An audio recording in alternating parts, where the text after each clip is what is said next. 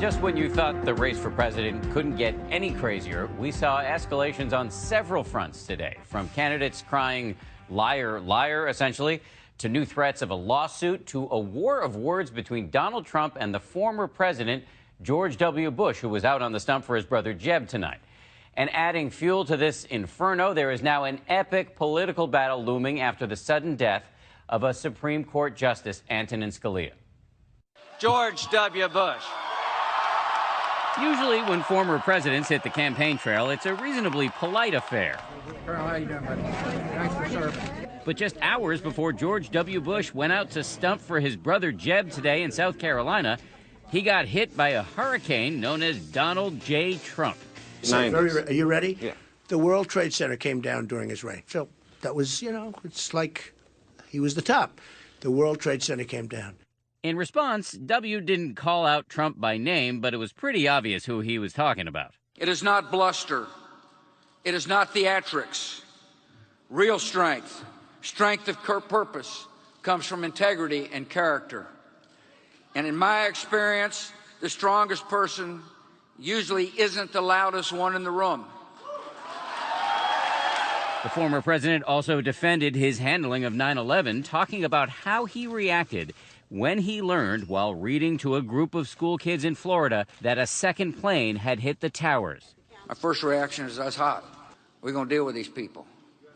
My second reaction when I was staring at this young child is that my job became crystal clear, and that is to protect her, her community, and her country. Then Jeb rose to speak. I thought it was a little strange that a front-running candidate would attack the President of the United States, who did keep us safe, while he was building a reality TV show. Trump is fighting a multi-front battle right now with T-minus 5 days until the South Carolina primary. Well, Ted Cruz is desperate. Look, I think Ted's a very unstable guy. Aside from slamming the Bushes, he is also spewing venom at Texas Senator Ted Cruz.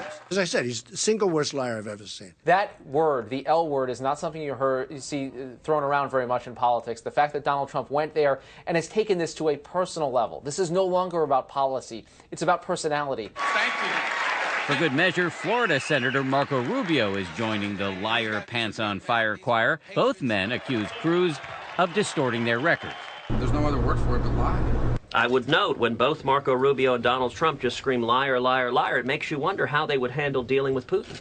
In the battle with Cruz, Trump now says he's willing to go past name-calling to litigation. I'm going to bring a lawsuit because, in my opinion, based on what I've learned over the last 2-3 days from very top lawyers, he doesn't even have the right to serve as president or even run as president. He was born in Canada. The World Trade Center came down. As you absorb the mayhem in the Republican race, You probably are worse than Jeb Bush. consider that it is now playing out against the backdrop of what promises to be a historic battle set off by the sudden death of Supreme Court Justice Antonin Scalia over the weekend. I, Antonin Scalia, do solemnly swear. I, Antonin Scalia, do solemnly swear. Scalia was the longest-serving justice on the bench, appointed by Ronald Reagan in 1986. He was a pillar of conservative thought, known for his biting dissents and his belief that rulings should be guided by the words of the Constitution as it was drafted.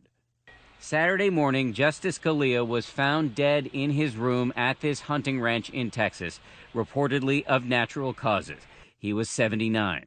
Word of his sudden passing hit Washington, D.C. like a thunderbolt. We are one justice away from losing our fundamental rights in this country. Scalia's death throws a huge unknown factor into this campaign. It has the potential to scramble the entire race for president. The Constitution says the sitting president can nominate the next justice, which is what President Obama says he will do. I plan to fulfill my constitutional responsibilities to nominate a successor in due time. But that successor needs to be confirmed by the U.S. Senate, which is controlled by the Republicans. And in an unprecedented statement just an hour after confirmation of Scalia's death, the Senate Majority Leader Mitch McConnell said he would block any Obama nominee. Quote, the American people should have a voice in the selection of their next Supreme Court justice. Therefore, this vacancy should not be filled until we have a new president. Democratic Senator Elizabeth Warren making this counterpoint in a now viral Facebook post. Senator McConnell is right that the American people should have a voice in the selection of the next Supreme Court justice. In fact, they did when President Obama won the 2012 election by 5 million votes. To have a lame duck president with a party that's the opposition party in the Senate at the same time as you have this volatile, angry, raucous presidential campaign, this confluence of factors has never happened before. With the makeup of the Supreme Court potentially hanging in the balance, Republican presidential candidates are pulling no punches. Senator Ted Cruz wasting no time releasing a new attack ad just yesterday, asking South Carolina voters if they trust Donald Trump to choose a Supreme Court justice. We cannot trust Donald Trump with these serious decisions. At the Republican debate Saturday night in South Carolina, just hours after the news of Scalia's death broke, a moment of silence quickly gave way to the candidates one-upping one another on who could talk toughest on stymieing the president's plan to install a replacement. I do not believe the president should appoint someone. It's called delay, delay, delay. We're not going to give up the U.S. Supreme Court for a generation by allowing Barack Obama to make one more liberal appointee. Meanwhile, the Democrats are vowing to put up a fight. Hillary Clinton signaling she'll make the Republican effort to block President Obama's nominee a campaign issue. Let me just make one point. Barack Obama is president of the United States until January 20th, 2017. The burning question now, who might President Obama nominate? 48-year-old Sri Srinivasan's name is at the top of many short lists. 3 years ago, his nomination as D.C. Circuit Judge was unanimously confirmed by the Senate. He would be the first Supreme Court justice of South Asian descent. 63-year-old Merrick Garland is the Chief Judge of the D.C. Circuit.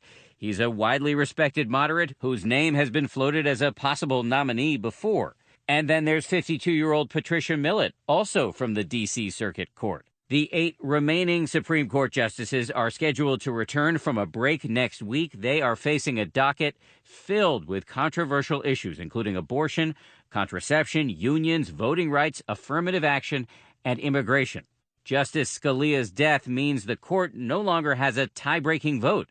If the 8 remaining justices are split on a decision, that means the lower court ruling will stand. The Chief Justice could also decide to put some of those cases that would be 4-4 cases over and have them re-argued, presumably after there's a replacement for Justice Scalia in place. Justice Scalia's body was returned to Virginia in the early hours of this morning. For now, his body remains at this funeral home. No plans announced yet about his ultimate resting place. Meanwhile, the fate of his vacant seat, still an open and seemingly infinitely contentious question.